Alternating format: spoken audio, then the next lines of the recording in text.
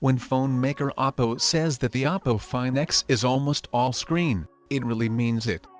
The Android handset is arresting to look at, mostly because its 6.4-inch display really does stretch across the entire phone face. There isn't even a camera for taking selfies. Or rather, there is, but you won't see it until you open it like a push pop.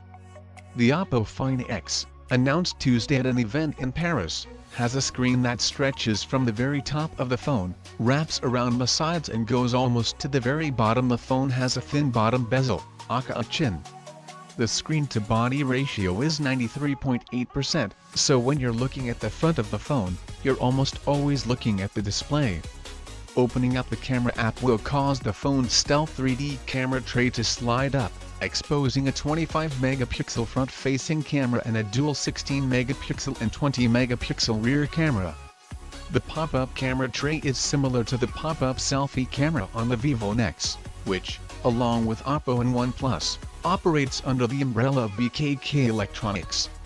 Oppo gave the Find X's front camera 3D face scanning to take better selfies and unlock your phone, though we're not certain yet how secure the face unlocking feature is at this point.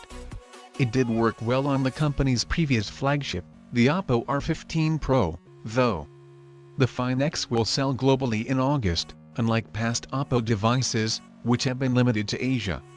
Oppo will price the Find X at €999 for the 256GB version with VOOC fast charging. Price and specs configuration may vary by country. That's about $1,159.79 or $1,569 Australian dollars.